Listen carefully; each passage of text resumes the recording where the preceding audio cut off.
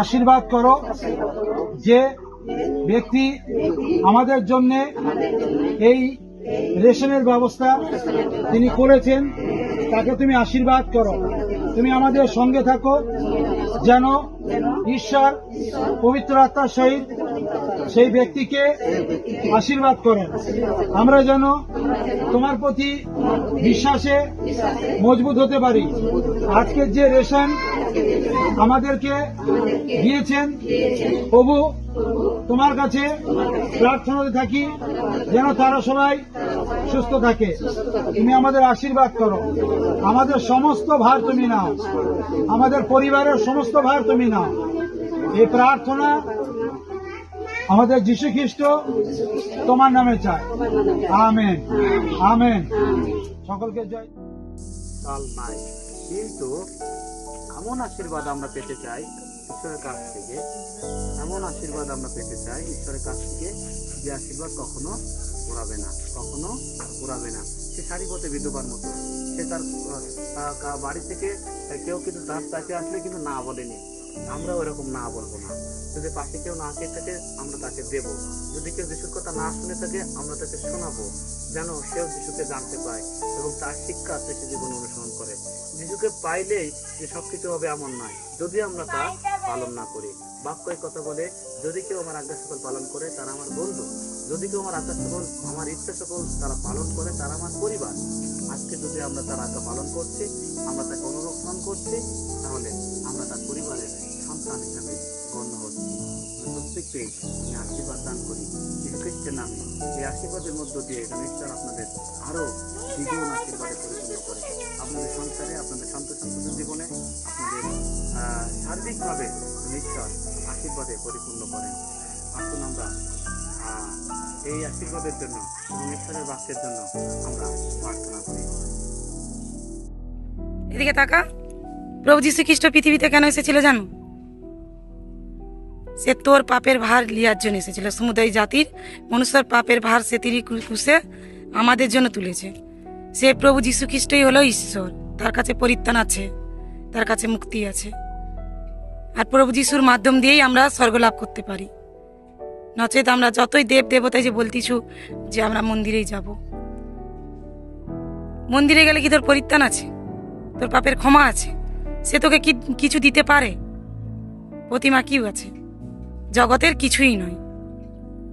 চোখ থাকলেও দেখতে পাইনি, কান থাকলেও শুনতে পাইনি, মুখ থাকলেও খেতে পারিনি, পা থাকলেও হাঁটতে পারিনি, ঠিক আছে? কিন্তু আমার স্বর্গস্থ পিতা স্বর্গরাজ্যে আছে, তিনি আমাদের প্রার্থনা শুনেন। তিনি আমাদের জীবিত ঈশ্বর, আর আমরা জীবিত ঈশ্বরের আরাধনা করি। তাই সুসমাচার তোকে দিলাম যে জীবিত ঈশ্বরের আরাধনা করা মনুষ্য জাতির কর্তব্য। তোরা যদি বল না আমরা যেমন আছি তেমনই থাকবো, যখন বিচার হবে, বিচারের দিনে কি হবে জানো? একদিকে লোক নরকে যাবে, একদিকে লোক স্বর্গরাজ্যে যাবে। তখন কি করবি তুই? হাই হাই করবি। তার আগে মন পরিবর্তন কর, প্রভু যিশুর কাছে হাই। সমস্ত পাপের ক্ষমা তার কাছেই আছে। আর যিশুই হলো ঈশ্বর। যে পাপ ক্ষমা করতে পারে সে ঈশ্বর না কে? যিশু বলেছে আমি পাপ ক্ষমা করতেও পারি। তাহলে প্রভু যিশু হলো ঈশ্বর। ঈশ্বরের আরাধনা করা আমাদের উচিত। প্রার্থনাতে থাকেন যাতে আমরা ঈশ্বরের প্রতি বিশ্বাসের জায়গা যেন মজবুত থাকে। এখানে বলছে না সদাপ্রভু আমার পালক, আমার অভাব হইবে না।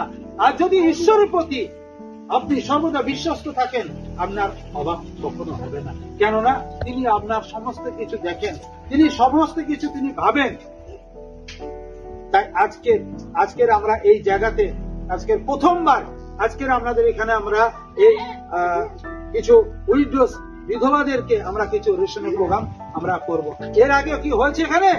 না। এর আগে হয়েছে? জোরে বলুন, হয়েছে? আজকের প্রথম এই গ্রামে আমরা আপনাদেরকে কিছু উপহার আমরা তুলে দেব। তো আপনারা খুশি তো নাকি? খুশি। খুশি? আজকে কারা কারা এই উপহারটাকে নিতে চান? হাত উঠাবেন। কারা কারা এই উপহার নিতে চান? কারা কারা? যাদের নাম আছে হাত উঠে, হাত উঠে, মাসি হাত উঠে, হাত উঠে, উঠে। ঠিক আছে, তো আমরা আপনাদের জন্য প্রার্থনা করব যাতে ঈশ্বর আপনাদেরকে আশীর্বাদ করে। কি? আপনাদের জন্য আমি প্রার্থনা করতে পারি কি?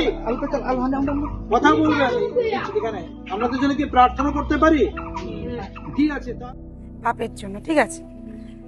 যে কেউ তার উপরে বিশ্বাস করবে মরলেও অনন্ত জীবন পাবে। যে তুই যদি প্রভু যিশুকে যদি না বিশ্বাস করো, না যদি জানো, না জানলে কি করে বিশ্বাস করবি? তোকে তো জানতে হবে না।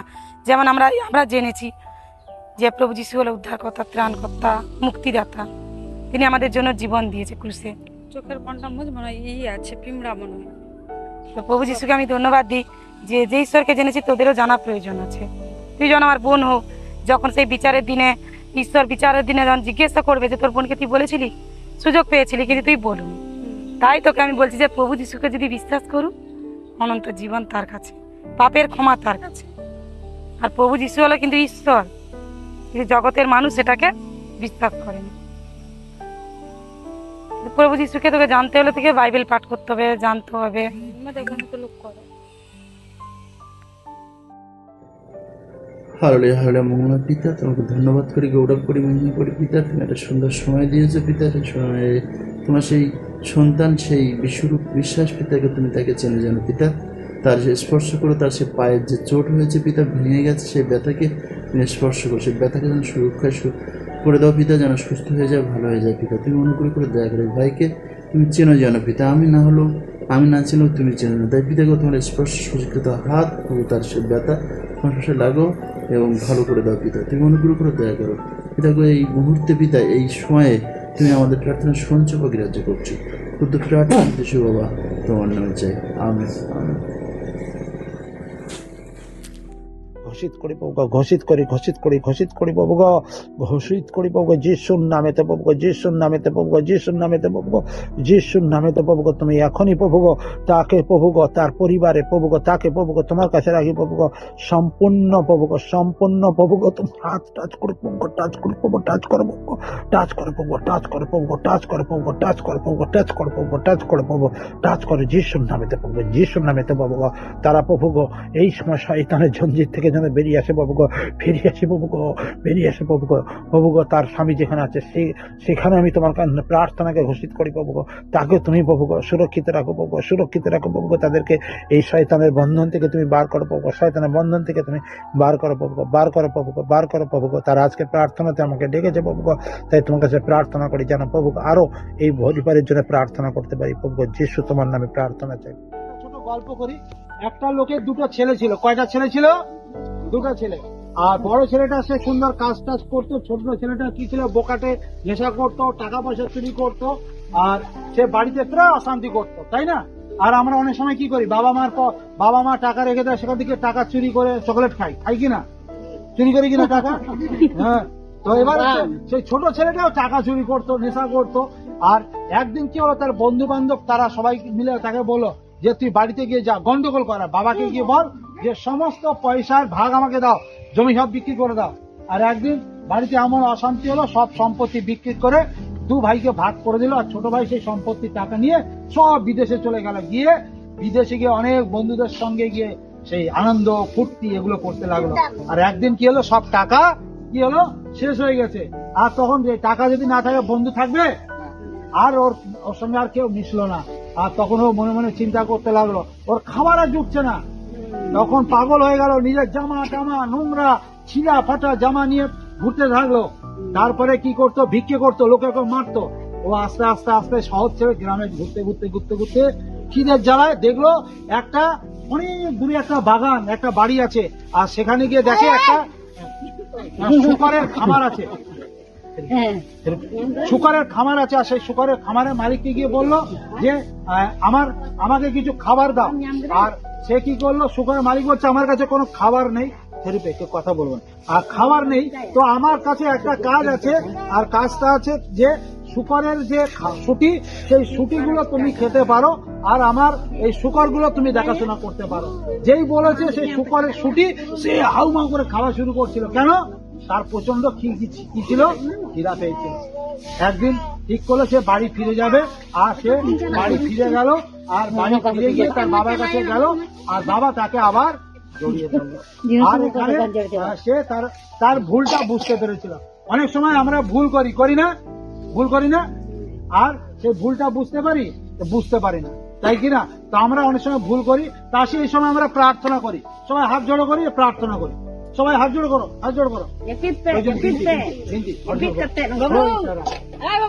ঠিক আছে, সবাই হাত জড়ো করি। কি আছে সঙ্গে? ঠিক আছে, আমরা হাত জড়ো করি আর প্রার্থনা করি। আমার সঙ্গে বলবো, হ্যাঁ?